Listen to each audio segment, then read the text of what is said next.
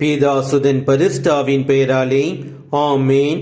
மரியன்னையின் விண்ணேற்பு பெருவிழா வாழ்த்துக்கள்.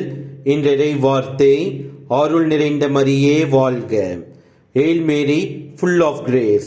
லூக்கா நற்செய்தி அதிகாரம் 1 வசனம் 28. மரியே வாழ்க. நம் வாழ்க்கையில் இருள் சூழ்ந்த குழப்பமான நிலையில் நாம் வாழும் பொழுது மரியே வாழ்க என்ற வார்த்தையின் மூலம் நம் வாழ்வில் இருள் அகன்றி ஒளி பிறக்கும். நம்பிக்கை இழந்தவர்களுக்கு புது நம்பிக்கை பிறக்கும். சோர்வடைந்து திடமில்லாமல் இருப்பவர்களுக்கு புது ஆற்றல் பிறக்கும். வாழ வழி இல்லாமல் தவிப்போருக்கு புது வழி உண்டாகும். நாம் இந்த மரியே வாழ்க என்ற வார்த்தையை நாம் நம்முடைய அன்றாட வாழ்வில் பயன்படுத்துவதன் மூலம் நம் வாழ்வில் சமாதானமும் மன அமைதியும் நம்பிக்கையும் உண்டாகும்.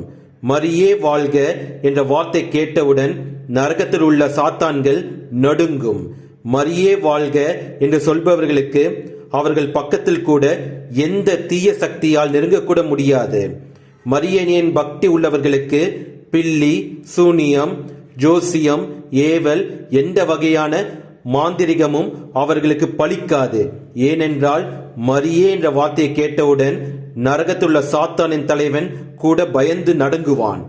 நாம் தினமும் ஜெபமாலை செய்து மரியே வாழ்க என்று சொல்லி நம் வாழ்வில் எந்த செயலும் செய்ய தொடங்குவோம் என்றால் அதனால் நாம் வாழ்வில் வெற்றி பெறுவோம். அதன் மூலம் ஜெபமாலையின் பக்தியின் மேன்மையை பிறருக்கு உணர்த்துவோம். இயேசுவுக்கே புகழ். மரியே வாழ்க. ஆமேன். நேசிப்பேன்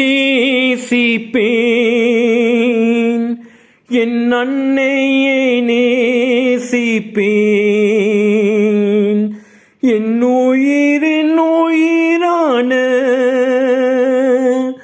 என் அன்னையை நேசிப்பேன். வேதனை தீர்ந்தது, கண்ணீரும் மறைந்தது,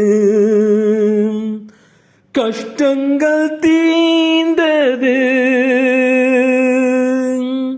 பாரங்கள் மறைந்தது.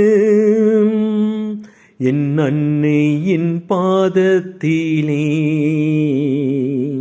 என் வாழ்வில் நம்பிக்கை பிறந்தது. நம்பிக்கை பிறந்தது. நேசிப்பேன் என் அன்னையை நேசிப்பேன்.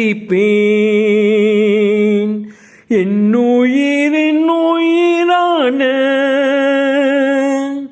என் அன்னையை நேசிப்பேன்.